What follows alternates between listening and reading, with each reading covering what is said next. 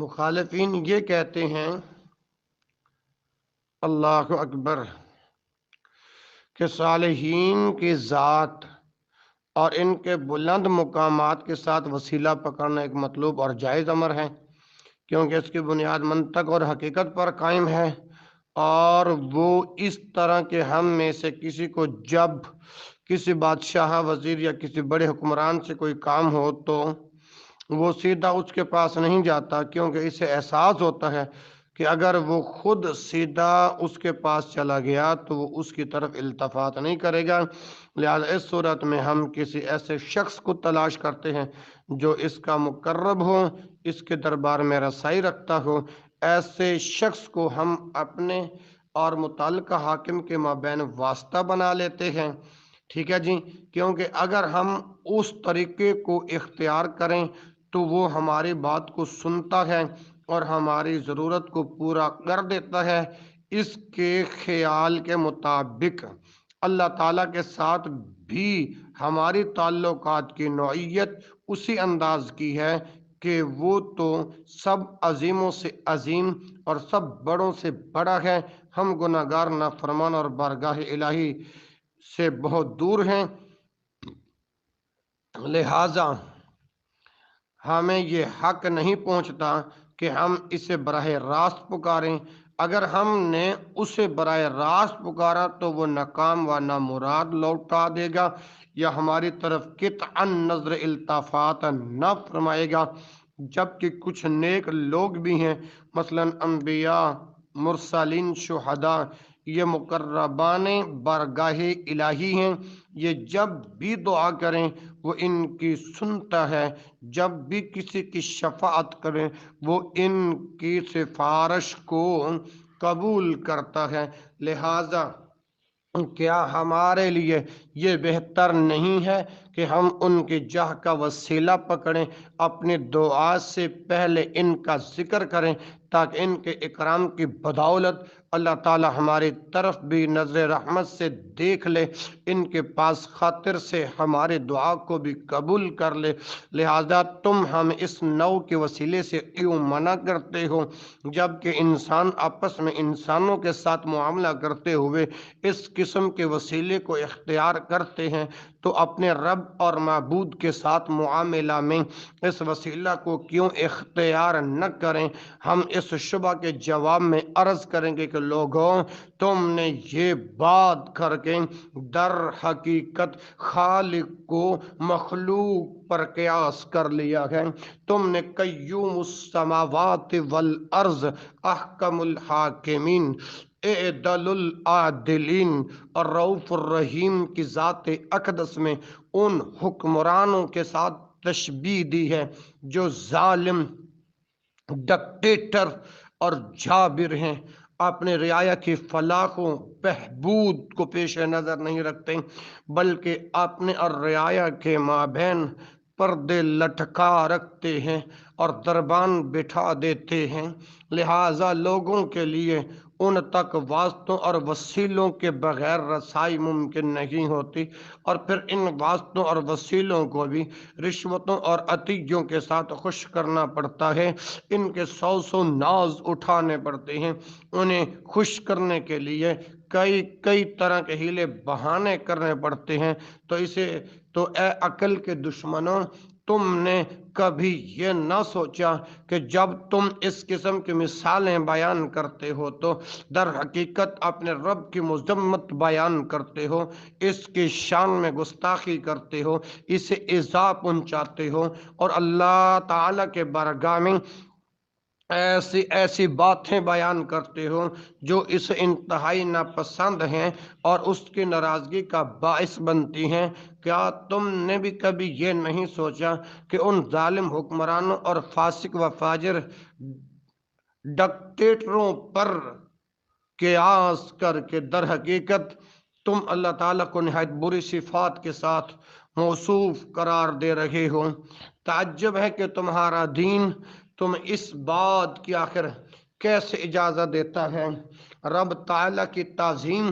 اور خالق و مالک کے شایان شان تمجید کے مقابلے میں اس قسم کی مثالوں کے آخر تم نے کیسے جرت کر لی ہے۔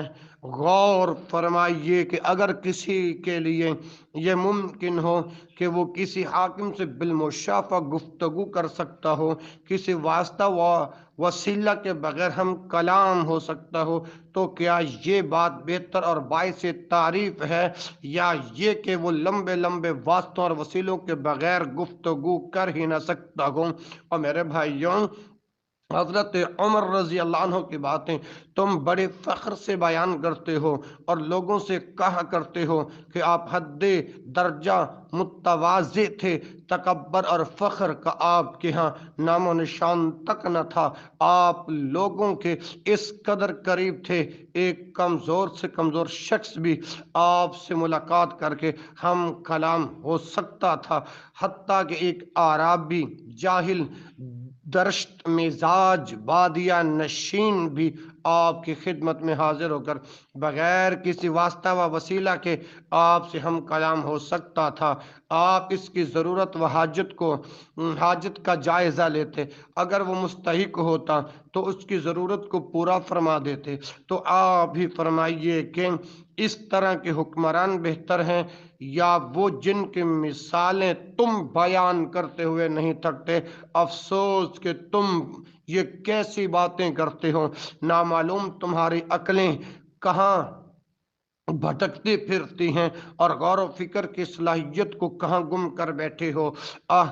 یہ تم نے کیسے گوارا کر لیا کہ اللہ تعالیٰ کی ذات اقدس کو ظالم بادشاہوں کے ساتھ تشبیہ دو؟ شیطان نے کس طرح چابک دستی کے ساتھ اس قیاس کی خرابی و برائی کو تمہاری آنکھوں سے اوجھل کر دیا، جس میں تم نے اللہ تعالیٰ کی ذات اقدس کا ظالم حکمرانوں پر قیاس کیا ہے۔ لوگوں، اگر تم اللہ رب ذوالجلال کو سب سے زیادہ عادل، سب سے زیادہ متقی، سب سے زیادہ نیک آدمی کے ساتھ تشبیہ دیتے تو پھر بھی یہ کفر تھا، مگر اس کا کیا کیا جائے اور اس پر کیا کہا جائے کہ تم نے اس ذات اقدس کو سب سے زیادہ ظالم، فاسق و فاجر اور خبیث لوگوں کے ساتھ تشبیہ دی ہے۔ وہ لوگوں، اگر تم حضرت عمر بن خطاب رضی اللہ عنہ جیسے متقی و عادل حکمران پر اللہ تعالیٰ کو قیاس کرتے ہیں تو پھر بھی شرک میں مبتلا ہو جاتے ہیں، مگر شیطان نے تمہیں کس قدر تباہ و برباد کر دیا کہ تم اپنے رب تعالیٰ کو ظالم اور مفسد بادشاہوں، امیروں اور وزیروں پر قیاس کرنے لگے۔ یاد رکھو کہ مخلوق کے ساتھ اللہ تعالیٰ کو تشبیہ دینا یہ کفر ہے۔ اللہ تعالیٰ نے ہمیں اس طرح کے تشبیہ سے منع فرمایا ہے۔ قرآن پڑھ کے نہیں دیکھا، قرآن کے اوراق کی ورق گردانی کر کے نہیں دیکھی، جس میں اللہ رب العزت فرماتے ہیں وَيَعْبُدُونَ مِن دُونِ اللَّهِ مَا لَا يَمْلِكُ لَهُمْ رِزْقًا مِنَ السَّمَاوَاتِ وَالْأَرْضِ لَا يَسْتَطِيعُونَ فَلَا تَضْرِبُوا لِلَّهِ الْأَمْثَالَ إِنَّ اللَّهَ يَعْلَمُ وَأَنْتُمْ لَا تَعْلَمُونَ۔ سورۃ النحل آیت نمبر 73 اور 74 دیکھ لیں۔ اور اللہ کے سوا ایسوں کو پوجتے ہو جن کو آسمانوں اور زمین میں روزی دینے کا ذرہ بھی اختیار نہیں رکھتے اور نہ کسی اور کا مقدور رکھتے ہیں، تو لوگوں، اللہ کے بارے میں غلط مثالیں نہ بناؤ، صحیح مثالوں کا طریقہ اللہ ہی جانتا ہے اور تم نہیں جانتے۔ اسی طرح اللہ تعالیٰ نے اپنے ہر قسم کے مخلوق کے مابین کسی قسم کے تشبیہ کلی کی نفی کرتے ہوئے ارشاد فرمایا لیس کمثلہ شیء وہو السمیع العلیم، اس جیسی کوئی چیز نہیں اور وہ سنتا دیکھتا ہے۔ تشبیہ کی بدترین صورت یہ ہے کہ کوئی اللہ تعالیٰ کو شریک اور فاسق و فاجر حکمرانوں کے ساتھ تشبیہ دے، جبکہ وہ یہ خیال کر رہا ہو کہ وہ بزعم خویش بہت اچھا کام کر رہا ہے۔ اسی بات نے بعض علماء و محققین کو اس بات پر مجبور کیا کہ انہوں نے انبیاء کرام علیہم السلام کی ذات کے ساتھ وسیلہ کے انکار میں نہایت مبالغہ سے کام لیا، بلکہ اس وسیلہ کو شرک قرار دیا، اگرچہ ہمارے نزدیک یہ فی نفس ہی شرک نہیں، ہاں اس بات کا البتہ ضرور خدشہ ہے کہ یہ بات کہیں شرک تک نہ پہنچا دے، جیسا کہ فی الواقع ان لوگوں کو شرک تک پہنچایا بھی، جو اس وسیلے کا عذر پیش کرتے ہوئے سابقہ تشبیہ بیان کرتے ہیں جو بجائے خود کفر ہے۔ لو کانوا یعلمون، کاش اگر وہ جان لیں۔ اس سے یہ بھی معلوم ہوا آج کل کے بعض مسلمان دعاتوں کا یہ قول کہ جو ان کے 20 اصولوں میں سے 15واں اصول ہے، دعا کو جب کسی ایک مخلوق کے وسیلہ کے ساتھ ملایا جائے تو یہ کیفیت دعا کے سلسلہ میں ایک فروعی اختلاف ہے۔ اس مسئلہ کا تعلق عقائد سے نہیں ہے، صحیح نہیں ہے اور میرے بھائیوں، کیونکہ جیسا کہ آپ کو معلوم ہے یہ ایک جوہری اختلاف ہے، یہ تو صریحاً شرک ہے، جیسے کہ قبل ازیں بیان کیا جا چکا ہے۔ اس قسم کے انحراف کو معمولی بات قرار دینے والے یہ اقوال ہی شاید اس بات کا سبب ہیں کہ بہت سے لوگ ان مسائل میں بحث ہی نہیں کرتے، اور وہ یہ معلوم کرنے کے لیے کہ حق کیا ہے تحقیق ہی نہیں کرتے۔ اس کا نتیجہ نکلتا ہے کہ بدعتی اپنی بدعات میں نہایت سرگرم رہتے ہیں۔ امام از بن عبدالسلام نے اپنا رسالہ الواسطہ میں فرمایا ہے، الواسطہ میں فرمایا کہ جو شخص انبیاء کرام علیہم السلام اور دیگر مشائخ علم و دین کو اللہ تعالی اور اس کی مخلوق کے درمیان اس طرح کے واسطے بنائے جس طرح بادشاہوں اور ان کے رعایا کے درمیان دربان واسطے ہوتے ہیں، اور کہے کہ یہ واسطے لوگوں کی حاجتوں اور ضرورتوں کو دربار الہی میں پیش کرتے ہیں، اور اللہ تعالیٰ انہی کے توسط سے اپنے بندوں کو ہدایت، رزق اور فتح و نصرت عطا فرماتا ہے۔ یعنی مخلوق ان سے سوال کرتی ہے اور یہ اللہ تعالیٰ سے سوال کرتے ہیں، جس طرح کے بادشاہ کے مقرب درباری لوگوں کی حاجتوں اور ضرورتوں کو پورا کرنے کے لیے بادشاہوں سے سوال کرتے ہیں، اور لوگ ان مقربان دربار شاہی سے سوال کرتے ہیں، کیونکہ ادب کے باعث وہ براہ راست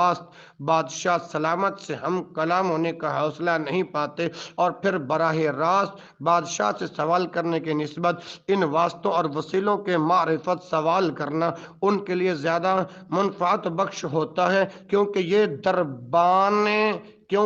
دربان اس کی نسبت بادشاہ کے زیادہ قریب ہوتے ہیں۔ الغرض جو شخص اللہ تعالیٰ اور اس کے مخلوق کے درمیان اس طرح کے واسطے بنائے وہ کافر اور مشرک ہے۔ واجب ہے کہ اس سے توبہ کرائی جائے، توبہ کرے تو ٹھیک، وگرنہ اسے قتل کر دیا جائے۔ یہ لوگ اللہ تعالیٰ کے لیے تشبیہیں بیان کرتے ہیں، یعنی خالق کو مخلوق کے ساتھ تشبیہ دیتے ہیں۔ انہوں نے مخلوق کو اللہ کا شرک بنا دیا ہے۔ اللہ میری توبہ، اللہ میری توبہ۔ تو میرے عزیز بھائیوں، پانچواں شبہ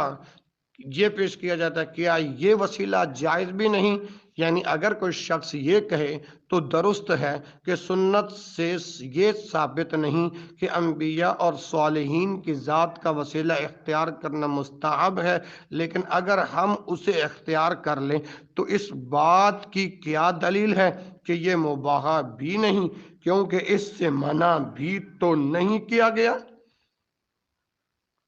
یہ شبہ ڈالتے ہیں ہمارے مخالفین۔ تو توجہ میری طرف رہے، میں اس پر چند گزارشات کروں۔ یہ ایک ایسا شبہ ہے جسے ہم عرصہ دراز سے ان لوگوں سے سنتے چلے آ رکھے جو فریقین کے مابین ایک درمیانی موقف اختیار کرنا چاہتے ہیں تاکہ دونوں فریقوں کو خوش کر سکیں اور دونوں کے حملوں سے محفوظ رہ سکیں۔ اس شبہ کا جواب یہ ہے، اس مقام پر ہمیں وسیلہ کا معنی و مفہوم ہرگز فراموش نہیں کرنا چاہیے، کیونکہ اسی سے منزل مقصود تک پہنچا جا سکتا ہے۔ یہ امر مخفی نہ رہے کہ جس تک پہنچنا مقصود ہو وہ کوئی دینی امر ہوگا یا دنیاوی۔ اگر دینی امر ہے تو اس تک پہنچانے والے وسیلے کی معرفت کسی شرعی طریقے کے بغیر ممکن ہی نہیں۔ مثلا اگر کوئی شخص یہ دعویٰ کرے کہ وہ اللہ تعالیٰ کے لیے وسیلہ کے طور پر اس کی عظیم آیات کونیہ میں سے کسی ایک مثلاً دن یا رات کا اختیار کرتا ہے تو اس کا یہ وسیلہ اختیار کرنا اس کے دعا کی مقبولیت کا سبب بن جاتا ہے، تو ہم اس بات کی تردید کریں گے الا یہ کہ وہ کوئی دلیل پیش کریں۔ اللہ، یہ ممکن ہی نہیں کہ اسی قسم کے وسیلے کو جائز قرار دیا جائے، کیونکہ اس بات میں تو خود تناقض ہے، اور وہ یہ کہ تم اسے وسیلہ قرار دے رکھے ہو جبکہ شرعی طور پر اس کا وسیلہ ہونا ثابت ہی نہیں، اور نہ اس کے اسباب کا اور کوئی دوسرا طریقہ ہو سکتا ہے۔ اور میرے بھائیوں، مذکورہ دو قسموں میں سے دوسری قسم کا معاملہ اس کے برعکس ہے، اور وہ ہے امر دنیاوی اور دنیاوی امور کے اسباب کی معرفت کا ذریعہ عقل، علم یا تجربہ ہے۔ مثلا ایک شخص شراب کی خرید و فروخت کرتا ہے تو اس میں کوئی شک نہیں کہ یہ بھی مال و دولت کے حصول کا ایک معروف سبب ہے، لیکن اس وسیلہ و سبب کے اختیار کرنے سے اللہ تعالیٰ نے ہمیں منع فرما دیا ہے، لہذا اسے اختیار کرنا جائز نہیں۔ لیکن اس کے برعکس اگر کوئی تاجر ایسا ذریعہ اختیار کرتا ہے جسے اللہ تعالیٰ نے حرام قرار نہ دیا ہو تو یہ جائز ہوگا۔ اس طرح جس سبب کے بارے میں یہ دعویٰ کیا جائے کہ یہ تقرب الہی کا باعث بنتا ہے یا اس کے اختیار کرنے سے دعا قبول ہوتی ہے، تو ضروری ہے کہ ہمیں یہ سبب بطریق شریعت معلوم ہوا ہو۔ اللہ اکبر۔ لیکن جب یہ کہا جائے کہ شریعت میں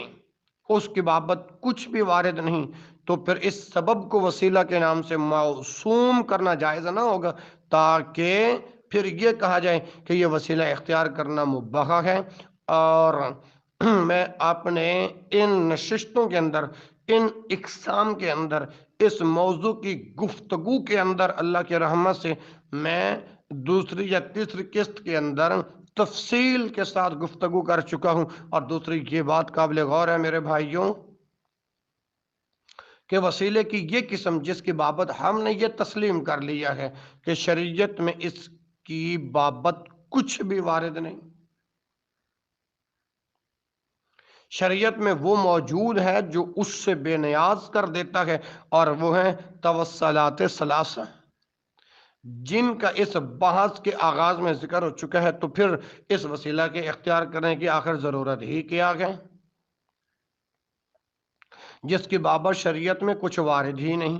اور اس سے اعراض کی کیا ضرورت ہے جس کے بارے میں شرعی حکم موجود ہے۔ یاد رہے کہ اس بات پر علماء کا اتفاق ہے کہ جو بدعت سنت سے متصادم ہو وہ بالاتفاق بدعت اور ضلالت ہوتی ہے، اور وسیلہ کی یہ صورت اسی قبیل سے ہے، لہذا اسے اختیار کرنا جائز نہیں، خواہ مستحب سمجھتے ہوئے نہیں بلکہ مباح سمجھ کر ہی اختیار کیوں نہ کیا جائے۔ اللہ اکبر۔ تیسری یہ بات قابل غور ہے کہ کسی کی ذات کے ساتھ یہ وسیلہ اختیار کرنا ایسا ہی ہے جس طرح بادشاہوں اور حکمرانوں کے ساتھ لوگوں کا وسیلہ اختیار کرنا ہے، لیکن اللہ تبارک و تعالیٰ کے ذات اقدس کی شان تو یہ ہے کہ لیس کمثلہ شیء، جیسا کہ متوسلین بھی اس کا اعتراف کرتے ہیں۔ لہذا جب کوئی مسلمان بارگاہ الہی میں اشخاص کا وسیلہ پیش کرتا ہے تو عملاً اس نے اللہ تعالیٰ کو انہی بادشاہوں اور حکمرانوں کے ساتھ تشبیہ دے دی ہے، اور یہ جائز نہیں، جیسا کہ قبل عزیز کی تفصیل میں بیان کر چکا ہوں اور بیان کی جا چکی ہے۔ چھٹا شبہ، توسل ذات کا عمل صالح کے ساتھ توسل پر قیاس۔ یہ ایک اور شبہ ہے جسے یہ بدعتی لوگ پیش کرتے ہیں، مثلا صاحب کتاب تاج وغیرہ۔ شیطان نے انہیں یہ شبہ سکھایا اور بڑا مزین کر کے ان کے سامنے پیش کیا، چنانچہ یہ لوگ کہا کرتے ہیں کہ تم یہ کہتے ہو عمل صالح کے ساتھ اللہ تعالیٰ کی طرف وسیلہ اختیار کرنا بالاتفاق شرعی طور پر جائز ہے، تو جب عمل صالح کا وسیلہ جائز ہے تو اس شخص صالح کا وسیلہ بالاولیٰ جائز ہونا چاہیے جس سے ان اعمال صالحہ کا صدور ہوتا ہے، لہذا اس کا انکار جائز نہیں۔ اس شبہ کے میں دو جواب عرض کروں گا اگر توجہ آپ کی میری طرف رہی تو۔ پہلا جواب تو یہ ہے کہ یہ قیاس ہے اور ہم اپنی دوسری اور تیسری قسط کے اندر دوسری قسط میں بیان کر آئے ہیں کہ عبادات میں قیاس باطل ہے، عبادات میں قیاس باطل ہے۔ اس قول کے قائل کی مثال تو اس طرح ہے کہ متوسل کا جب اپنے اعمال صالح کے ساتھ وسیلہ جائز ہے جو کہ نبی و ولی کے عمل سے بلا شک فرد تر ہے، تو نبی و ولی کے عمل کے ساتھ بھی توسل جائز ہوگا، حالانکہ یہ بات بالکل باطل ہے اور جس سے باطل لازم ہے وہ خود باطل ہو جاتا ہے۔ دوسرا جواب یہ ہے کہ یہ ایک کھلا مغالطہ ہے، کیونکہ ہم نے یہ تو نہیں کہا بلکہ ہم سے پہلے سلف میں سے بھی کسی نے یہ نہیں کہا کہ مسلمان کے لیے یہ جائز نہیں کہ وہ اپنے علاوہ کسی دوسرے کے عمل صالح کا وسیلہ اختیار کرے، بلکہ مشار الیہ توسل سے مراد متوسل کا اپنے عمل صالح کے ساتھ وسیلہ اختیار کرنا ہے۔ اور میرے بھائیو، جب یہ بات واضح ہو گئی تو پھر ہم ان کے سابقہ کلام کو انہی کے سامنے پیش کرتے ہوئے یہ کہیں گے جب کسی دوسرے کے عمل صالح کے ساتھ توسل جائز نہیں تو اس کے ذات کے ساتھ تو پھر ہرگز توسل جائز نہ ہوگا، اور یہ بات بالکل واضح ہے، اس میں کسی قسم کا اخفاء نہیں ہے۔ الحمدللہ۔ ساتواں شبہ، ذات نبی صلی اللہ علیہ وسلم کے ساتھ توسل کا آثار، ذات نبی کے ساتھ توسل کا آثار نبی صلی اللہ علیہ وسلم کے ساتھ تبرک پر قیاس، یہ کیسے کیسے شبہ ہیں ذرا غور کرتے جائیں۔ یہ ایک اور شبہ ہے جو گزشتہ صدیوں میں معروف نہ تھا، اس شبہ کو ایجاد کرنے اور رواج دینے کا سہرا ڈاکٹر بوتی ہی کے سر ہے۔ اللہ اکبر۔ ڈاکٹر بوتی نے اپنی کتاب فقہ السیارات صفحہ 344 اور صفحہ 455 میں غزوہ حدیبیہ سے مستفاد دروس بیان کرتے ہوئے آثار نبی صلی اللہ علیہ وسلم کے ساتھ تبرک کی مشروعیت بیان کی ہے۔ یہ صفحہ اصل عربی کتاب کا ہے۔ اللہ اکبر۔ سمجھ آئی جو آپ دیکھ رہے ہو؟ اور پھر تبرک بالآثار پر بعد از وفات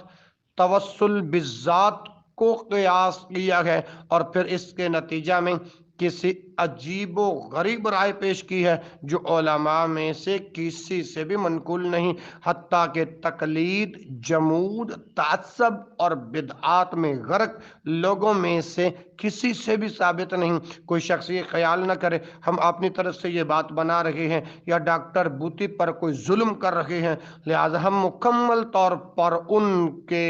اپنے الفاظ آپ کو سنا دیتے ہیں، اور اتنے لمبے اقتباس کے نقل کرنے سے ہم اپنے دوستوں پر قارئین کرام کی خدمت میں معذرت پیش کرتے ہیں۔ ڈاکٹر بوتی نے کیا لکھا اب یہ سنتے جاؤ۔ جب آپ کو یہ معلوم ہو گیا کہ کسی چیز کے ساتھ تبرک حاصل کرنا یہ معنی یہ ہے کہ اس کے واسطہ یا وسیلہ کے ساتھ خیر کو طلب کیا جائے، تو اس بات کو بھی جان لیں کہ حضرت صلی اللہ علیہ وسلم کے آثار کے ساتھ وسیلہ اختیار کرنا ایک مندوب و مشروع امر ہے۔ آپ صلی اللہ علیہ وسلم کی ذات شریفہ کے ساتھ وسیلہ اختیار کرنا تو اس سے کہیں بڑھ کر ہے، اور پھر اس اعتبار سے بھی قطعاً کوئی فرق نہیں کہ یہ وسیلہ آپ صلی اللہ علیہ وسلم کی حیات ہی میں اختیار کیا جائے یا بعد از وفات۔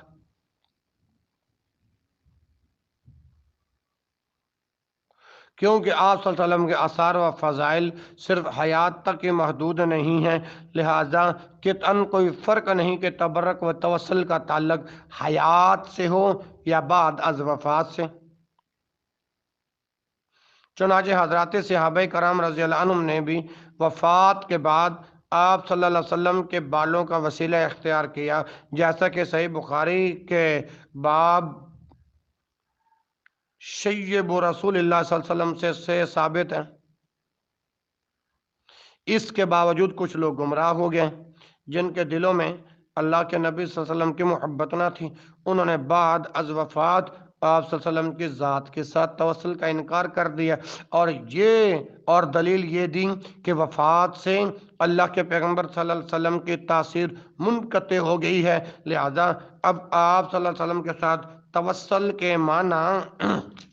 یہ ہے کہ یہ ایک چیز کا وسیلہ اختیار کیا جائے جس میں کوئی تاثیر نہیں۔ ان کی یہ دلیل بڑی ہی عجیب جہالت پر دلالت ہونا ہے کہ حضرت صلی اللہ علیہ وسلم کی اشیاء میں ذاتی تاثیر آپ صلی اللہ علیہ وسلم کی حیات میں ثابت ہے، تاکہ ہم اس بات کا جائزہ لیں کہ وفات کے بعد اس کی تاثیر کا انجام کیا ہوا،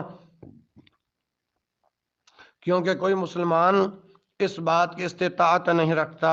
کہ وہ ذات واحد کے سوا اشیاء میں کسی اور کی ذاتی تاثیر کو تسلیم کریں، اور اگر کوئی اس عقیدے کے خلاف اعتقاد رکھے تو اس پر سب مسلمانوں کا اجماع ہے کہ وہ کافر ہو جائے گا۔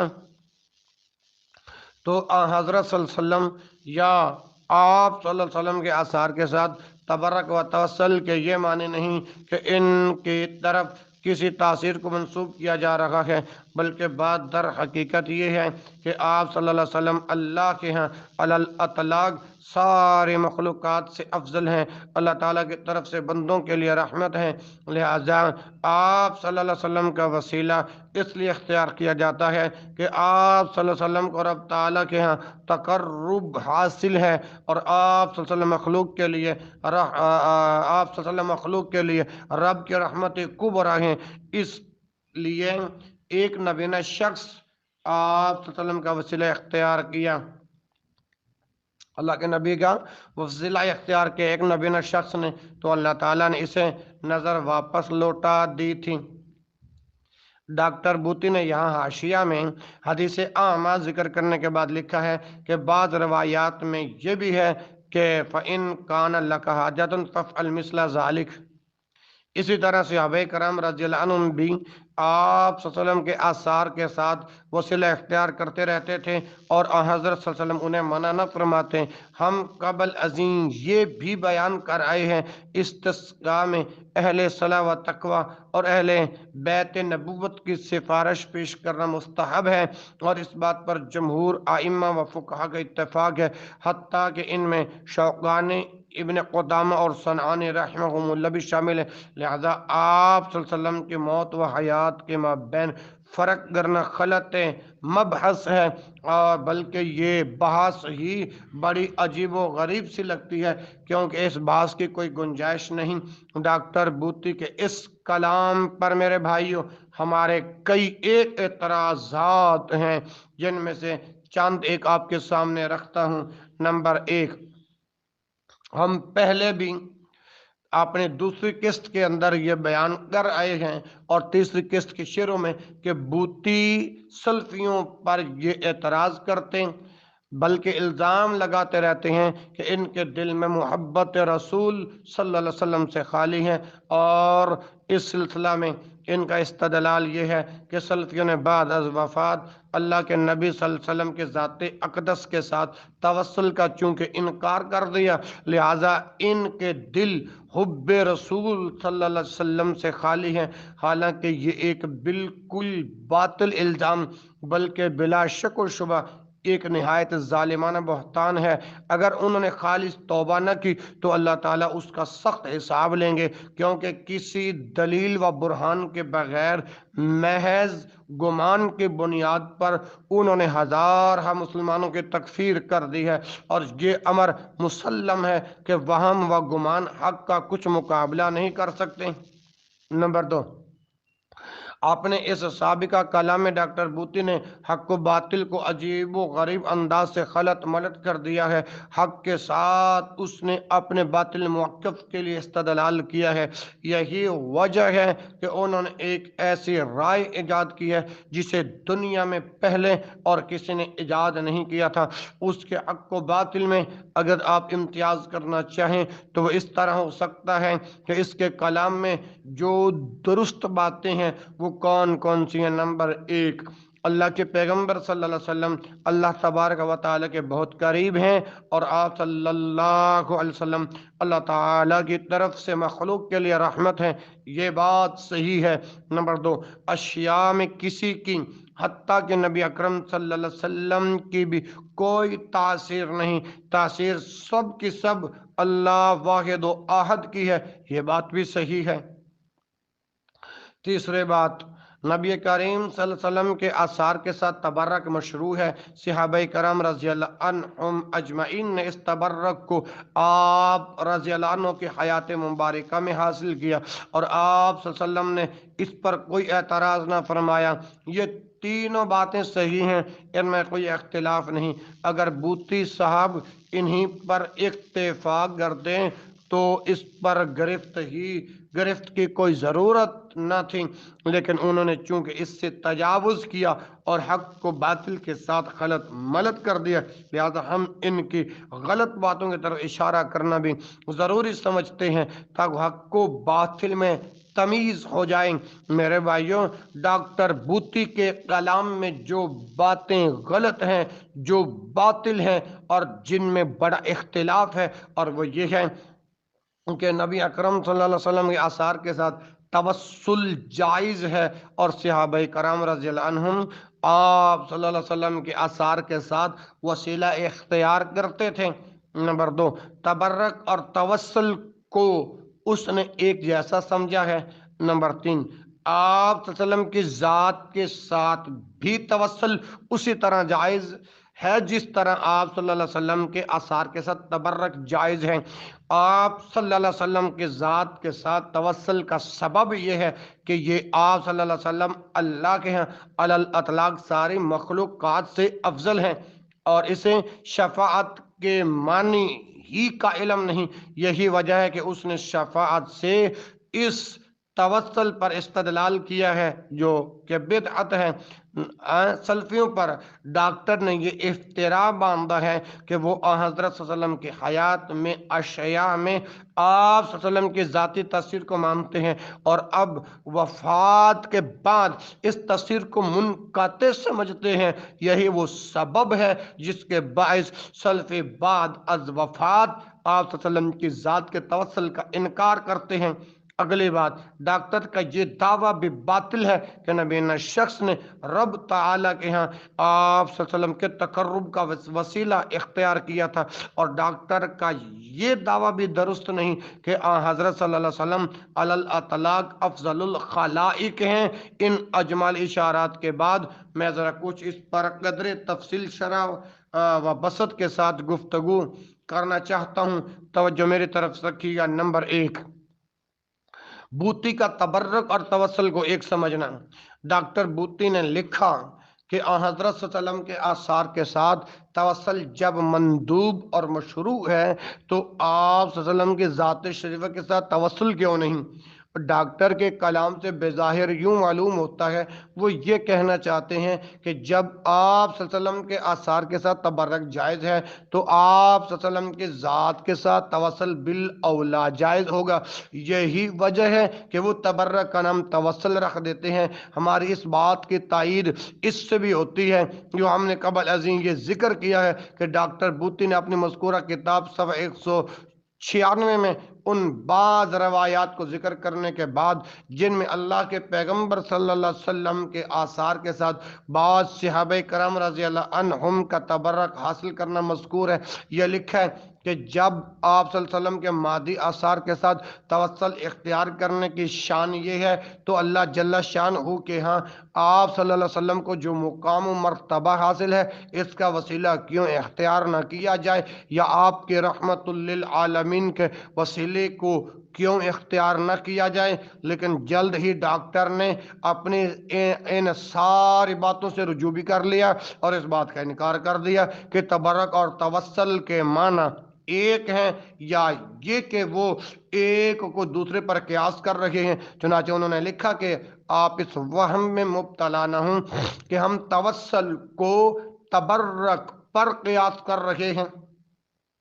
اور اس مسئلہ کی حیثیت قیاس کے ساتھ استدلال سے بڑھ کر نہیں ہے، جبکہ توسل و تبرک دو کلمے ہیں میرے بھائیوں، اور دونوں ایک ہی معنی پر دلالت کو نہ ہیں، اور وہ ہے متوسل بہی کے طریق سے خیر و برکت طلب کرنا۔ اللہ کے پیغمبر صلی اللہ علیہ وسلم کو اللہ کے ہاں جو جاہ و حشمت نصیب ہے، اس کا وسیلہ پکڑنا یا آپ صلی اللہ علیہ وسلم کے آثار اور کپڑوں کے ساتھ وسیلہ اختیار کرنا ایک جامع نو کے افراد و جزئیات ہیں، اور جامع نو ہے کہ مطلق توسل جس کا حکم احادیث صحیحہ سے ثابت ہے۔ یہ تمام جزئی صورتیں علماء اصول کے اس قاعدہ کی روح سے جو ہے نا عموم نص میں داخل ہے، جیسا کہ تنقیح المنات کے نام سے موسوم کیا جاتا ہے۔ حقیقت یہ ہے کہ ڈاکٹر صاحب کی پہلی بات سے آخری بات زیادہ خطرناک ہے، کیونکہ توسل اور تبرک میں نہایت واضح فرق ہے۔ ان کو جو شخص ایک ہی قرار دیتا ہے وہ ایک نہایت بدترین غلطی کا ارتکاب کرتا ہے اور شرعی حقائق سے بدترین جہالت کا ثبوت دیتا ہے، جو کسی بھی ایسے طالب علم کو زیب نہیں دیتی جسے اپنی عزت نفس کا پاس ہو۔ تبرک تو یہ کہ کوئی شخص اللہ کے رسول صلی اللہ علیہ وسلم کے آثار میں سے جب کسی اثر کو پا لیں تو وہ اس کے ساتھ حصول خیر و برکت کا متمنی ہو، لیکن وسیلہ یہ ہے کہ اللہ تعالیٰ سے جو دعا کی جا رہی ہو اسے ان وسائل میں سے کسی ایک وسیلہ کے ساتھ منسلک کر دیا جائے جنہیں اللہ تعالیٰ نے اپنے بندوں کے لیے مشروع قرار دیا ہے۔ مثلا یوں کہ اے اللہ، مجھے تیرے نبی صلی اللہ علیہ وسلم سے جو محبت ہے اس کے وسیلہ سے تجھ سے سوال کرتا ہوں کہ مجھے معاف فرما دے۔ گویا تبرک و توسل میں دو طرح سے فرق نہایت نمایاں ہیں۔ نمبر ایک، تبرک کے ساتھ کسی دنیاوی خیر و برکت ہی کی امید ہوتی ہے، لیکن اس کے برعکس توسل کے ساتھ دنیا و آخرت کی کسی بھی خیر و برکت کی امید کی جا سکتی ہے۔ نمبر دو، تبرک سے جلد حاصل ہونے والی خیر و برکت کا حصول مقصود ہوتا ہے، جیسا کہ قبل ازیں بیان کیا جا چکا ہے، جب کہ اس کے برعکس وسیلہ کا استعمال صرف دعا ہی کے ساتھ ہوتا ہے۔ اس کی مزید وضاحت کے لیے ہم عرض کرتے ہیں کہ ادروب شریعت مسلمان کے لیے یہ جائز نہیں کہ وہ دعائیں اللہ تبارک و تعالیٰ کے اسماء الحسنی میں سے کسی ایک اسم گرامی کا وسیلہ اختیار کریں اور اس کے ساتھ اپنی کسی دنیاوی ضرورت مثلا رزق میں فراوانی یا اخروی حاجت مثلا جہنم سے نجات طلب کرے۔ مثلا یوں کہ اللہم انی اسألک و اتوسل الیک بانک انت اللہ الاحد الصمد ان تشفیانی او تدخلنی الجنہ، یعنی اے اللہ میں تجھ سے یہ سوال کرتا ہوں اور تیری بارگاہ میں اس بات کا وسیلہ اختیار کرتا ہوں کہ اللہ ایک اور بے نیاز ہے، مجھے شفا دے، یا یہ کہ مجھے جنت میں داخل کر دے۔ ان ادخلنی الجنہ، یا پھر ان تدخلنی الجنہ، تا زبردال تدخلنی الجنہ، سمجھ آ رہی ہے نا جی؟ وسیلہ کے اس انداز کو اختیار کرنے والے پر کوئی بھی اعتراض نہیں کر سکتا، لیکن جب کوئی مسلمان حضرت صلی اللہ علیہ وسلم کے آثار میں سے کسی اثر کے ساتھ تبرک حاصل کر رہا ہو تو پھر یہ جائز نہیں کہ یوں کہے اے اللہ میں تجھ سے سوال کرتا ہوں اور تیری بارگاہ میں تیرے نبی صلی اللہ علیہ وسلم کے کپڑے یا لعاب دہن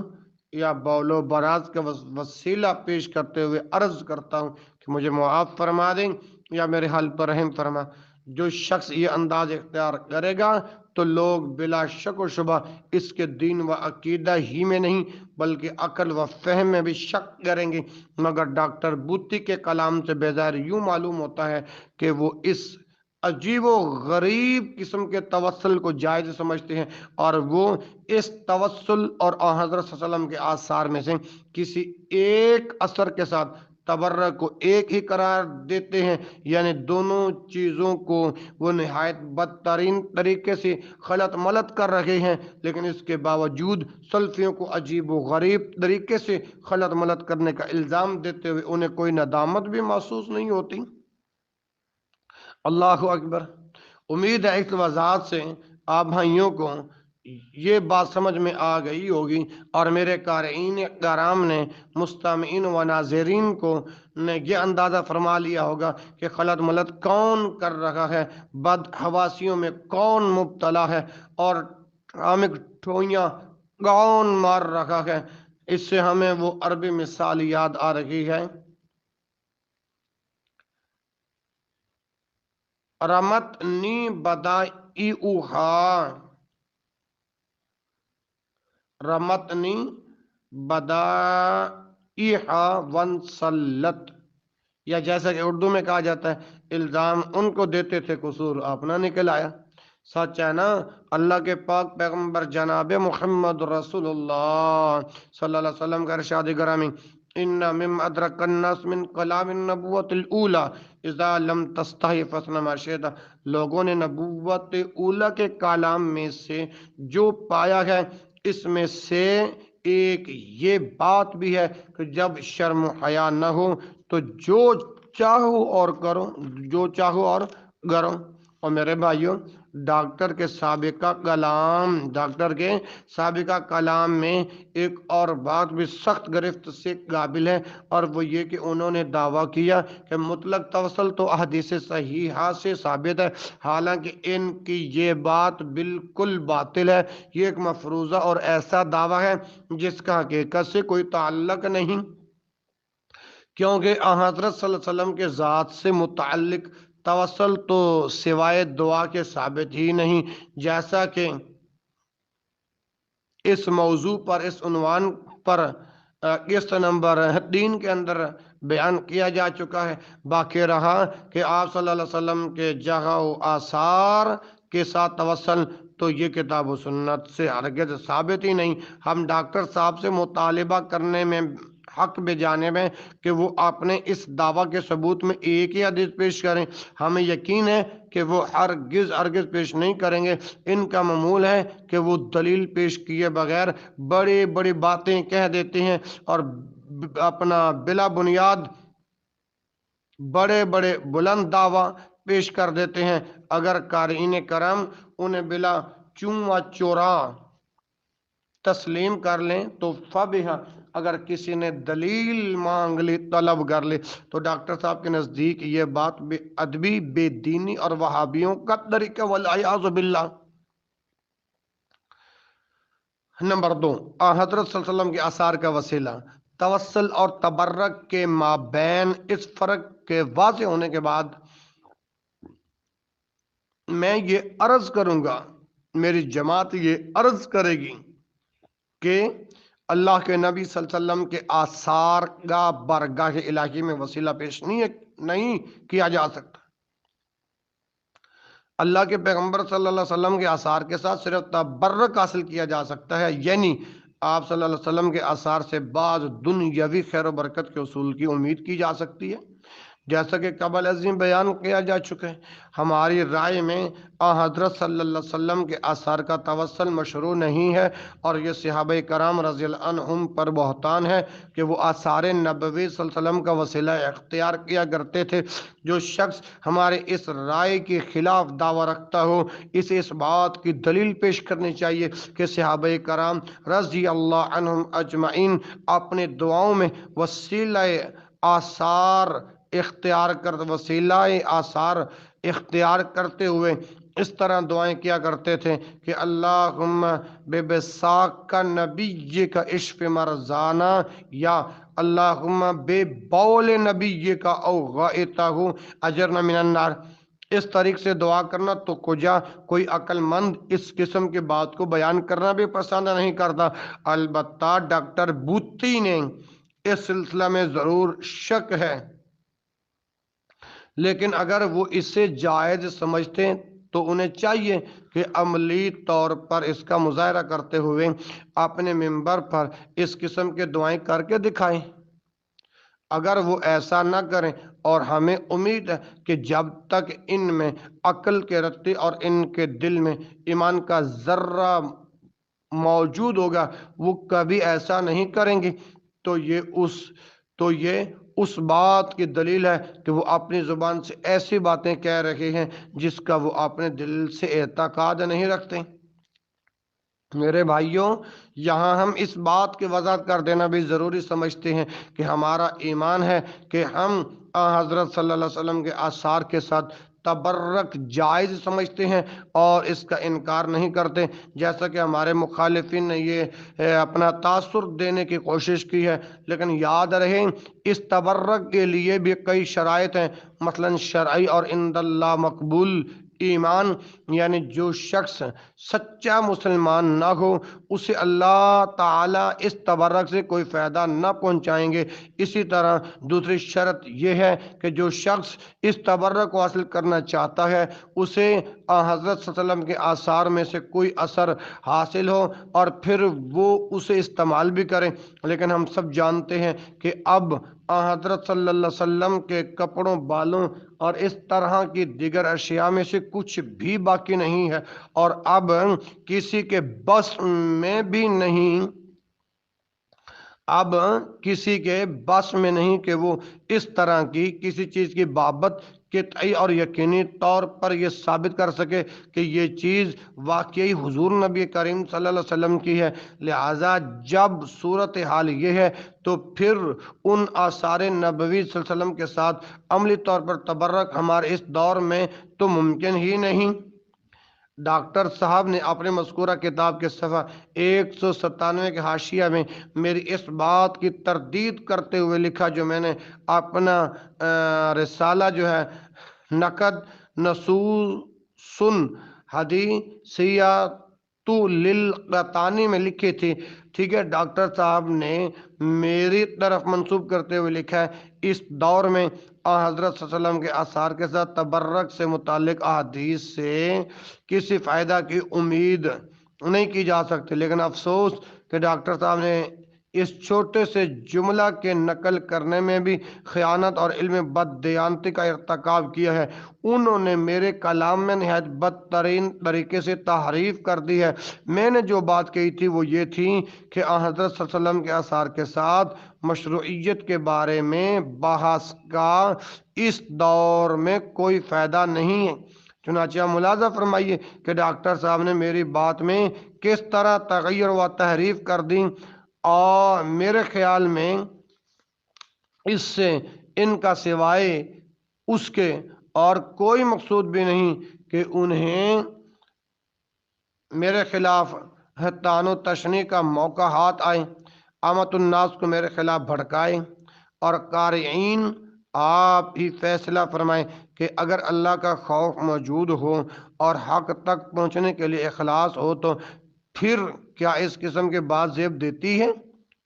میں نے اپنے ایک مقالہ میں اس الزام کا قدر تفصیل کے ساتھ جواب لکھا ہے، جو عنقریب مجلہ التمدن الاسلامی میں التعلیق علی احادیث فقہ السیرہ کے نام سے طبع ہوگا انشاءاللہ۔ تو میرے بھائیوں، میں عرض یہ کر رہا ہوں کہ اگر تھوڑا سا بھی غور کیا جائے نا تو اس موضوع پر لمبی گفتگو کی ضرورت نہیں۔ البتہ اس بات کی وضاحت ضروری ہے کہ حضرات صحابہ کرام رضی اللہ عنہم اجمعین نے اگرچہ غزوہ حدیبیہ وغیرہ میں حضرت صلی اللہ علیہ وسلم کے آثار کے ساتھ تبارک حاصل کیا اور انہیں جسموں اور چہروں پر ملا، اور آپ صلی اللہ علیہ وسلم نے بھی انہیں منع نہ فرمایا، تو جنگ وغیرہ کی مناسبت سے یہ ایک نہایت اہم غرض کے لیے تھا، اور وہ غرض یہ تھی کہ کفار قریش کو ڈرایا جائے اور ان کے سامنے اس بات کا اظہار کیا جائے مسلمانوں کا اپنے نبی صلی اللہ علیہ وسلم کے ساتھ تعلق کس قدر مضبوط ہے۔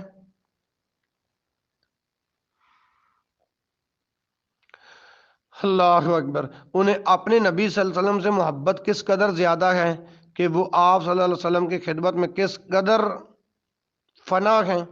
اور وہ کس کس انداز سے آپ صلی اللہ علیہ وسلم کی تعظیم بجا لاتے ہیں۔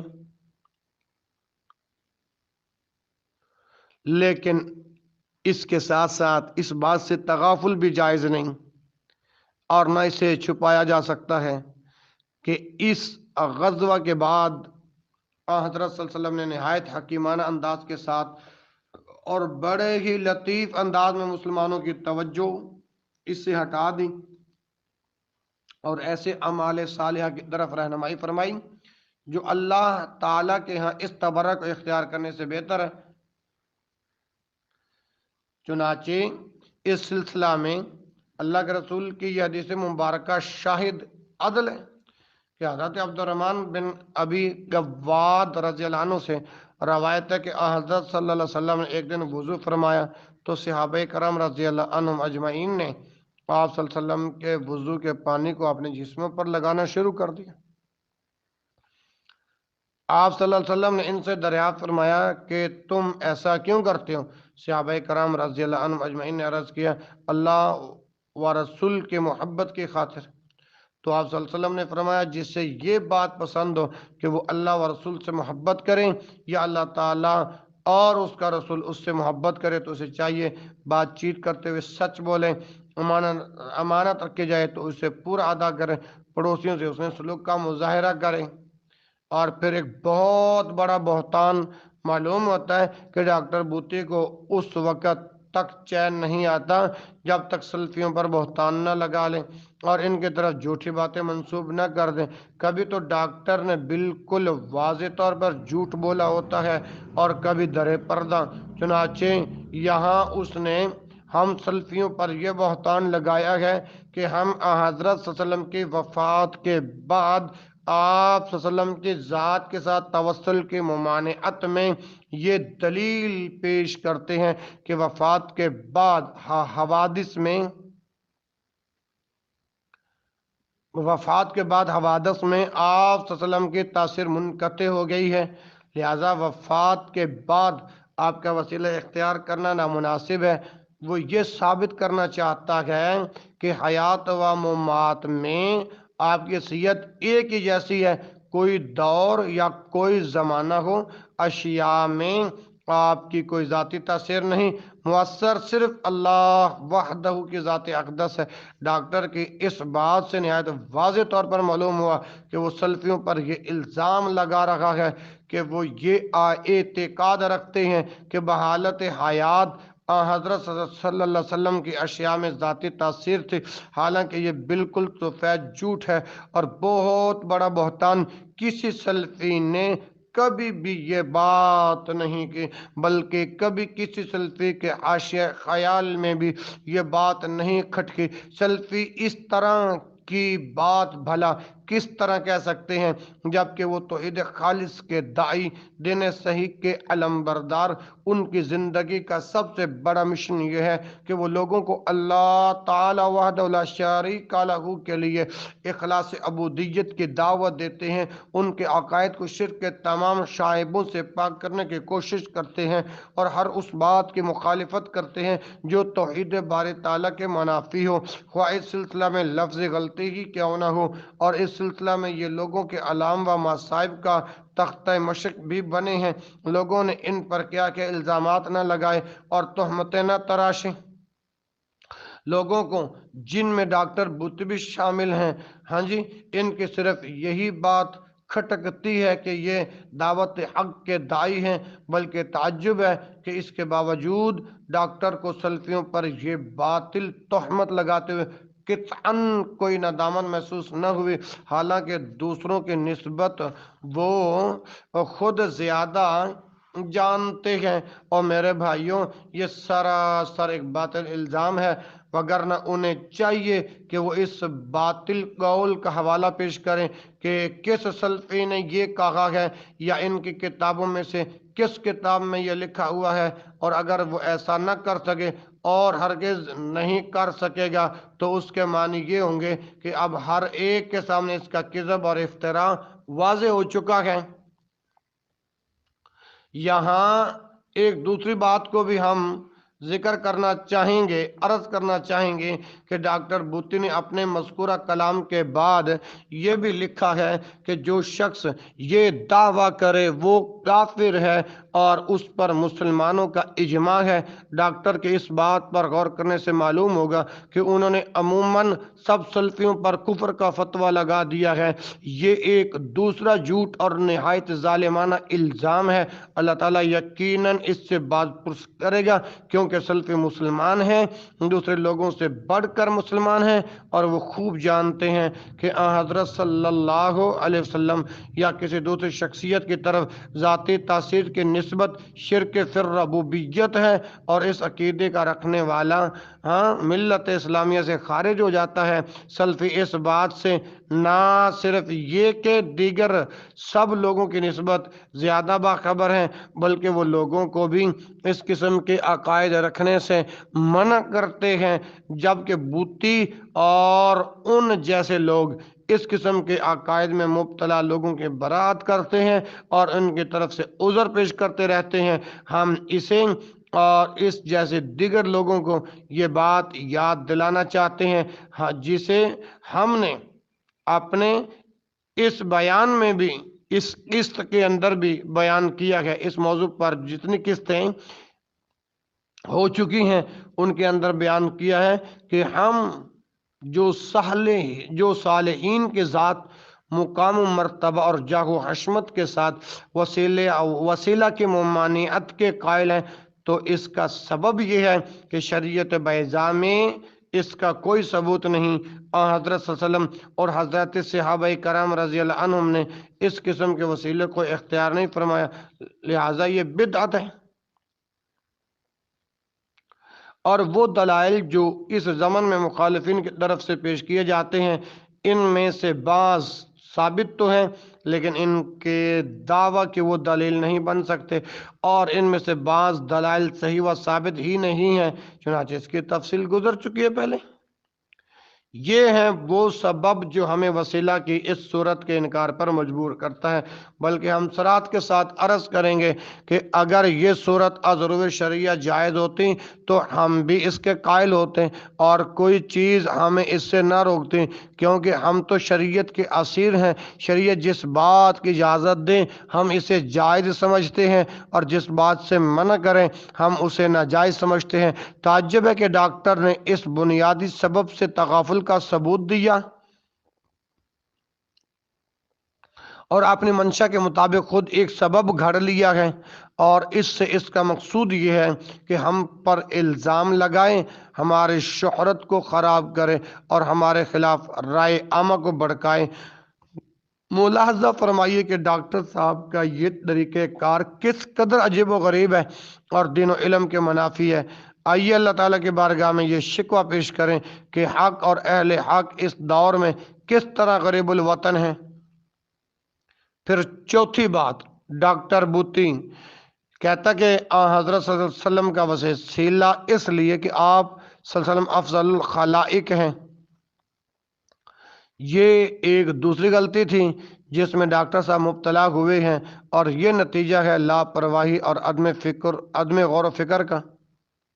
चुनांचे इनका दावा है कि हज़रत सल्लल्लाहु अलैहि वसल्लम के साथ मनाते तवस्सुल ये है कि आप सल्लल्लाहु अलैहि वसल्लम इन दल्ला मुतलकन अफ़ज़लुल खलाइक हैं, हाँ जी, और अल्लाह ताला की तरफ से बंदों के लिए रहमत है। जैसा कि डॉक्टर साहब की ये बात पहले जिक्र की जा चुकी है।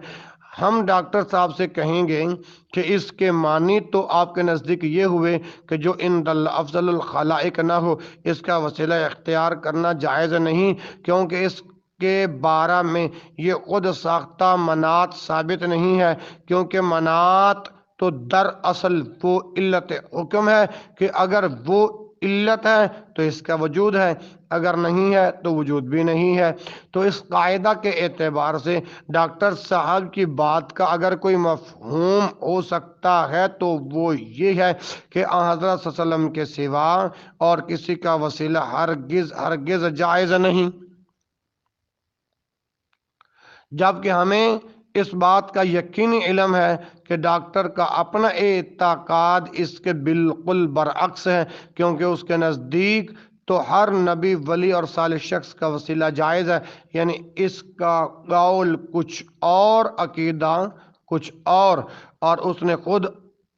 آپ ہی اپنی تردید کی ہے، اور اس کا سبب یہ ہے کہ اسے یا تو اس بات کا علم ہی نہیں کہ علماء کے نزدیک منات کی اصطلاح کیا ہے، اس کا مفہوم کیا ہے، اور اس نے غور و فکر ہی نہیں کیا جو یہ کہہ رہا ہے۔ اس سے کیا نتیجہ نکلے گا کہ یہی آخری بات زیادہ درست معلوم ہوتی ہے، واللہ عالم۔ اس مناسبت سے ایک اور بات کی طرف اشارہ کرنا بھی مناسب معلوم ہوتا ہے، اور وہ یہ کہ علماء اصول کے ہاں یہ بات طے شدہ ہے کہ جب کسی حکم میں منات کا اعتبار کیا جا رہا ہو تو ضروری ہے کہ اس کے تعین کے لیے کوئی کتاب و سنت میں نص وارد ہو۔ اس سلسلہ میں محض ظن یا استنباط پر اعتماد کرنا کافی نہیں۔ اس اصول کی روح سے ڈاکٹر صاحب کے دعوی منات کے لیے کتاب و سنت کی کوئی دلیل نہیں، اس کا انحصار محض ظن اور وہم پر ہے۔ تو کیا ڈاکٹر صاحب کے نزدیک علم اور شرعی حقائق کی اثبات کا یہی طریقہ کار ہے جو اپنی کتابوں پر لکھا کرتے ہیں کہ یہ ابحاث فی الامہ ہیں؟ اس سلسلہ میں تیسری اور آخری بات یہ ہے کہ ڈاکٹر صاحب نے دعویٰ کیا ہے کہ حضرت صلی اللہ علیہ وسلم عند اللہ علی الاطلاق افضل الخلائق ہے۔ اس بات کا تعلق میرے بھائیو جان لو عقیدہ سے ہے، اور ڈاکٹر صاحب کے نزدیک ہاں جی عقیدہ کے لیے یہ ضروری ہے کہ وہ قطعی الثبوت اور قطعی الدلالت ہو، یعنی ڈاکٹر صاحب اسے اپنی بہت سی کتب میں لکھ چکے ہیں، مثلا قبر الیقینیات القونیہ صفحہ 6 اور طبع 2 اور لامذہبیہ وغیرہ۔ اسی طرح اس بات کی تردید کے لیے ملاحظہ فرمائیے ہماری کتاب وجوب الاخذ بحدیث الاحاد فی العقیدہ،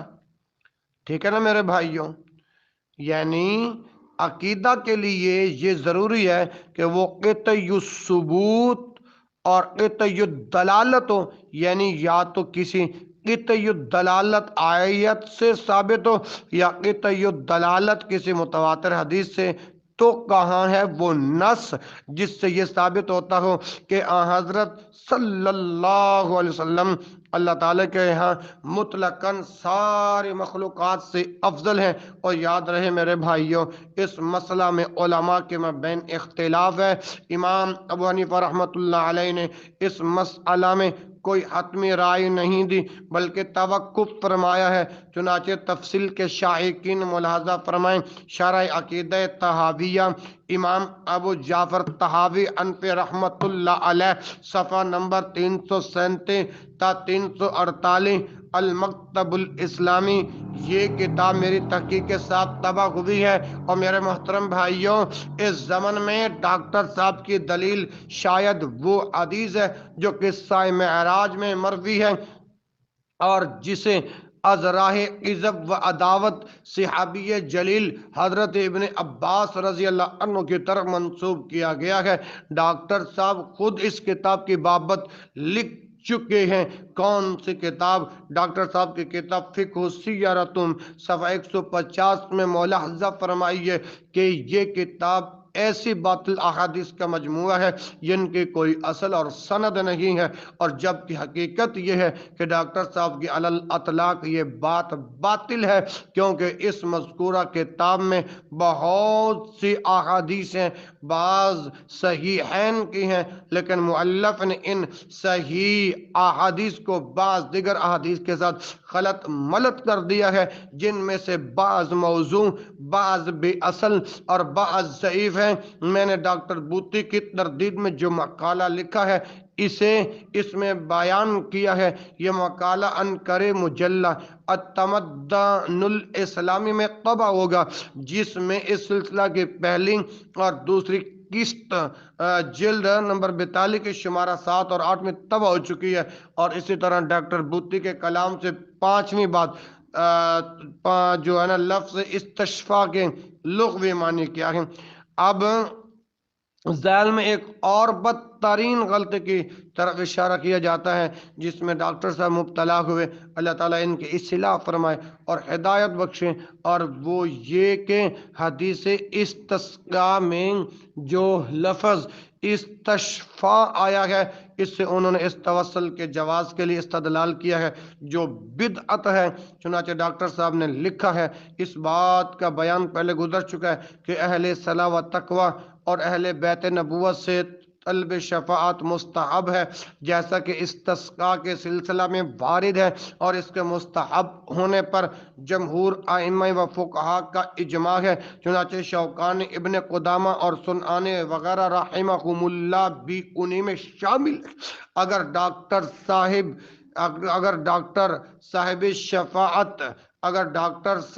شفاعت کا لغوی معنی جانتے تو وہ کبھی بھی اس غلطی کا ارتکاب نہ کرتے۔ چنانچہ قارئین کرام کے افادہ کے لیے، آپ بھائیوں کے علم اور نالج کے لیے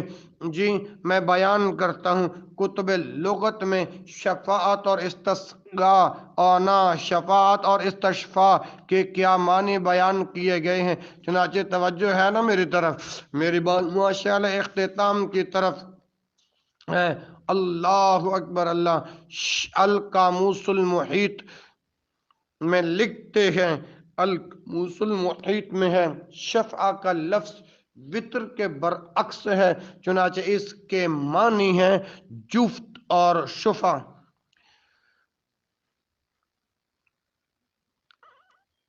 شفع کا لفظ وطر کے برعکس ہے،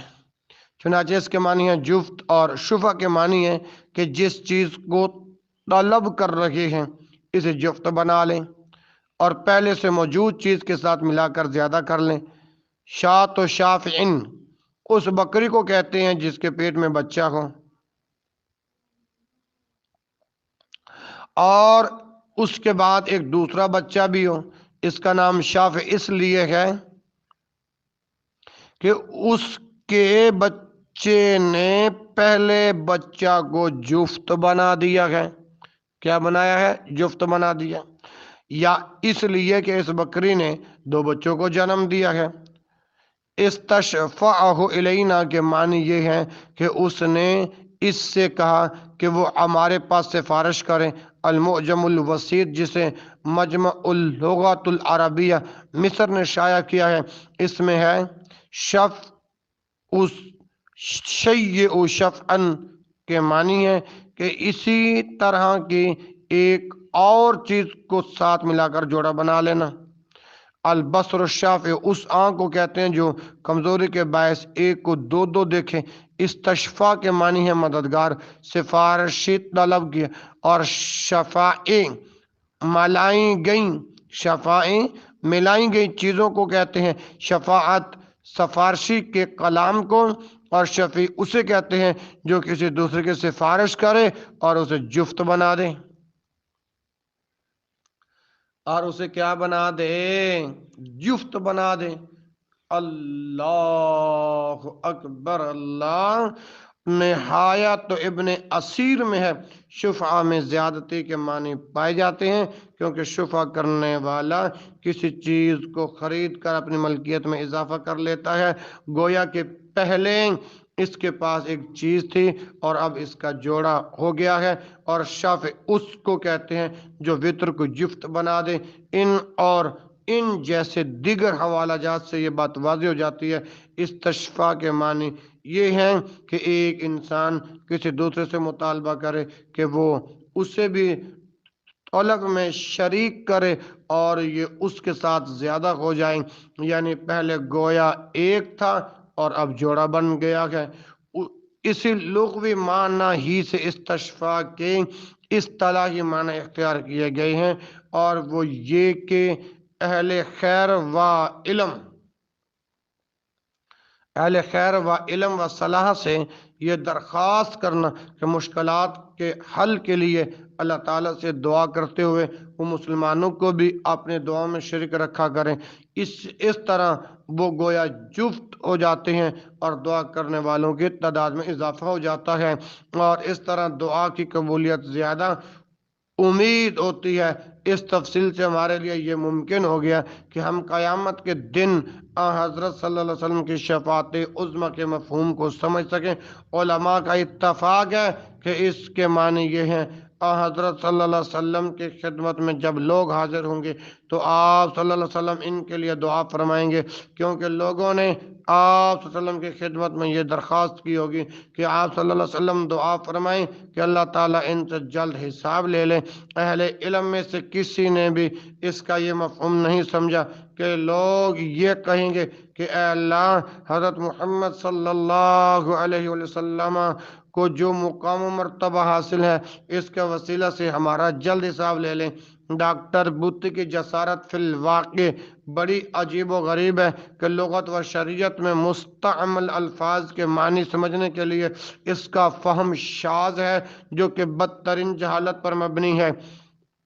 میرے بھائیوں، اس پر اس نے شوقانی، ابن قدامہ اور صنعانی رحمہم اللہ کے علاوہ ائمہ و فقہا کے اجماع کا دعویٰ کر دیا۔ اس کی تردید کے لیے ان ائمہ میں سے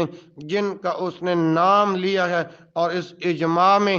جن کی شرکت کا دعویٰ کیا ہے، ہاں جی، میں صرف ایک کی بات نقل کرتا ہوں، یعنی ڈاکٹر کی اس بات کی تردید کے لیے میں انشاءاللہ امام ابن قدامہ مقدس رحمہ اللہ کی بات نقل کرتا ہوں، بیان کرتا ہوں۔ اور آپ کو بتائیں کہ ابن قدامہ فقہ عملی کی سب سے بڑی کتاب المغنی کے مصنف ہیں، چنانچہ آپ اپنی اس مایہ ناز کتاب جلد نمبر 2 صفحہ 290 میں لکھتے ہیں: اللہ اکبر اللہ، مستحب یہ ہے کہ ایسے لوگوں سے بارش کے لیے دعا کرائی جائے جن پر نیکیوں کا غلبہ ہو، کیونکہ اس طرح دعا جلد قبول ہوتی ہے۔ چنانچہ حضرت عمر رضی اللہ عنہ نے حضرت صلی اللہ علیہ وسلم کے چچا حضرت عباس رضی اللہ عنہ کے ساتھ بارش کی دعا کی۔ ابن عمر رضی اللہ عنہ راوی ہیں کہ قحط کے سال حضرت عمر رضی اللہ عنہ نے حضرت عباس رضی اللہ عنہ کے ساتھ دعا کی اور کہا: اے اللہ، یہ تیرے نبی کے چچا ہیں، ہم ان کے ساتھ آپ کی طرف متوجہ ہوتے ہیں، ہم پر بارش نازل فرما۔ لوگ ابھی تک وہیں تھے کہ اللہ تعالیٰ نے بارش نازل فرما دی۔ روایت کیا گیا ہے کہ حضرت معاویہ رضی اللہ عنہ ایک بار نماز استسقاء کے لیے باہر تشریف لے گئے۔ جب آپ ممبر پر بیٹھے تو فرمایا: یزید بن اسود جرشی رحمہ اللہ کہاں ہیں؟ یزید کھڑے ہوئے تو آپ نے انہیں بلا کر اپنے پاس بٹھا لیا اور پھر یہ دعا کی: اللہم انا نستشفع الیک بخیرنا وافضلنا یزید بن الاسود۔ اللہم انا نستشفع الیک بخیرنا وافضلنا یزید بن الاسود۔ اے اللہ، ہم اپنے میں سے بہتر اور افضل یزید بن اسود کی تیرے پاس سفارش لے کر آئے ہیں۔ پھر آپ نے یزید سے مخاطب ہو کر فرمایا کہ یزید، اپنے ہاتھ اٹھاؤ۔ انہوں نے ہاتھ اٹھائے اور دعا کی۔ اسی اثنا میں مغرب کی طرف سے ڈھال کی مانند ایک بادل اٹھا اور یہ حضرات ابھی تک اپنے گھروں کو نہ پہنچے پائے تھے کہ بارش شروع ہو گئی۔ ایک دوسری بار ضحاک نے بھی انہیں یزید رحمہ اللہ سے بارش کی دعا کرائی تھی۔ ابن قدامہ رحمہ اللہ کے اس کلام سے واضح ہوا کہ استسقاء کے سلسلہ میں جو شفاعت کا ذکر آیا ہے، اس کا مفہوم یہ ہے کہ امام المسلمین بعض اہل علم و صلاح سے یہ درخواست کرے کہ وہ توجہ اللہ اور دعا میں مسلمانوں کے ساتھ شرکت کریں تاکہ اللہ تعالیٰ اپنے مومن بندوں سے علام و مصائب کو دور فرما دے۔ بوتی اور ان جیسے مبتدعین نے جو معنی بیان کیے ہیں، امام ابن قدامہ رحمہ اللہ اس کا ہرگز یہ مقصد نہ تھا۔ ہم پورے وثوق سے یہ کہتے ہیں کہ یہ لوگ جو معنی بیان کرتے اور الفاظ شرعیہ کو ان پر محمول کرتے ہیں، امام ابن قدامہ رحمہ اللہ کے حاشیہ خیال میں بھی یہ نہ آئے تھے۔ اور میرے محترم بھائیوں، ملاحظہ فرمائیے کہ بوتی نے کس قدر من گھڑت اجماع کا دعویٰ کیا ہے اور کس طرح جھوٹے طریقے سے ابن قدامہ رحمہ اللہ کو بطور استشہاد پیش کیا ہے۔ یا تو انہوں نے دانستہ جھوٹ کو اختیار کیا ہے، یا پھر یہ کہ ان ائمہ کرام کے کلام کے سمجھنے ہی سے قاصر ہیں، یا پھر یہ ان کتابوں کی طرف مراجعت کیے بغیر ہی اپنے من گھڑت دعووں کے حق میں دلائل پیش کر دیتے ہیں، اور یا پھر یہ کہ یہ خود علماء کے کلام کو پڑھتے تو ہیں مگر انہیں اعتماد سے کہ ان کے قارئین اندھے مقلد ہیں، اور یہ جو بھی لکھتے جائیں گے وہ نہ تو مراجعت کریں گے اور نہ ہی ان کی تحریروں کے بارے میں کوئی تحقیق وغیرہ کرنے کی زحمت کریں گے۔ واللہ یہ ایک بڑی ہی افسوسناک صورتحال ہے۔ ان علام و مصائب میں سے ایک بڑی مصیبت ہے جس میں آج کل مسلمان مبتلا ہیں، اور بلا شک و شبہ یہ بھی من جملہ ان اسباب میں سے ہے جن کے باعث مسلمانوں کی اکثریت تنزل اور ضعیف و انحطاط میں مبتلا ہے، اور اس وقت تک اس صورتحال کو بدلنا محال ہے جب تک خود مسلمان اس جمود تصوف، فقہ اور علم کلام کو نہ بدلیں اور ہدایت الہی کو اختیار نہ کر لیں جو کہ کتاب و سنت کی صورت میں ہمارے پاس موجود ہے۔ دعوت سلفیہ بھی اس ہدایت الہی کی وضاحت ہے۔ اور آخری گزارش یہ ہے، ان کا یہ دعویٰ بھی غلط ہے کہ نبینا شخص کا توسل حضرت صلی اللہ علیہ وسلم کے عند اللہ مقام و منزلت کے باعث تھا۔ آخر میں میرے بھائیوں، ہم ڈاکٹر بوتی کی ایک اور غلطی کی نشاندہی کرتے ہیں، اور وہ یہ کہ انہوں نے جو یہ دعویٰ کیا کہ نبینا شخص نے حضرت صلی اللہ علیہ وسلم کا وسیلہ اس لیے اختیار کیا تھا کہ آپ کا مقام و مرتبہ بہت اونچا تھا اور آپ صلی اللہ علیہ وسلم عند الافضل خلائق تھے، کیونکہ یہ محض دعویٰ ہے جس کی کوئی دلیل نہیں۔ ڈاکٹر صاحب اپنے اس دعویٰ کی کوئی ادنا سی دلیل بھی پیش نہیں کر سکے، جبکہ ہم قبل ازیں اپنے اس بیان میں یہ ثابت کر آئے ہیں کہ نبینا شخص کا وسیلہ حضرت صلی اللہ علیہ وسلم کی دعا تھی۔ اس سلسلہ میں مخالفین کے جس قدر بھی شبہات ہیں، ہم ان سب کی قبل ازیں مکمل تردید کر آئے ہیں، جیسا کہ ہم نے صفحہ اپنا جو کتاب لکھی ہے اس پر 80 اور 82، اسی طرح جو میرے بیان کی دوسری اور تیسری قسط ہے اور چوتھی اس روایت کے ان زائد الفاظ کے ضعف کو بھی بیان کیا ہے جن کی طرف ڈاکٹر صاحب نے اشارہ کیا، اور جہالت یا تجاہل کے باعث سکوت اختیار کیا، اور وہ الفاظ یہ تھے کہ اگر تمہیں کوئی حاجت درپیش ہو تو اس طرح کرو۔ طوالت کے خوف کے باعث اب اس کلام کے اعادہ سے اجتناب کرتے ہیں۔ اور میرے بھائیوں، اس ساری سابقہ بحث سے ہر منصف مزاج اور متلاشی حق کے لیے مکمل طور پر واضح ہو جاتا ہے کہ یہ بوتی شبہ بالکل باطل ہے اور ساقط الاعتبار ہے۔ اللہ تبارک و تعالیٰ نے سچ فرمایا، بل نقذف بالحق अलल बातिल फयदमगुहु फइज़ा हुवा ज़ाहिकुन वलकुमुल वैलु मिम्मा तसिफुन। सूरतुल अंबिया आयत नंबर 18। नहीं बल्कि हम सच को झूठ पर खींच मारते हैं तो वो इसका सर तोड़ देता है और झूठ उसी वक्त नाबूद हो जाता है। और जो बातें तुम बनाते हो वाला कुमुल वैलु मिम्मा तासिफून, हाँ, इनसे तुम्हारी ही खराबी है। इसी तरह अल्लाह जुल जलाल वल इकराम ने सूरतुल फुरकान की आयत नंबर 33 में फरमाया, वला यअतूनका बिमसालिन इल्ला जिअनाका बिलहक़्क़ि व अहसन तफसीरा। और ये लोग तुम्हारे पास जो एतराज़ात की बात लाते हैं, हम तुम्हारे पास इसका मकूल और खूब मुशर्रह जवाब भी भेज देते हैं। वल्हम्दुलिल्लाहि अव्वलन व आखिरन अला तौफीकिही व हदाहु व हुवा वहदहुल मुस्तआन ला इलाहा गैरुहु वला रब्बा सिवाहु सुब्हानकल्लाहुम्मा व बिहम्दिका अशहदु अल्ला इलाहा इल्ला अंता अस्तगफिरुका व अतूबु इलैक व आखिरु दावाया अनिल हम्दुलिल्लाहि रब्बिल आलमीन।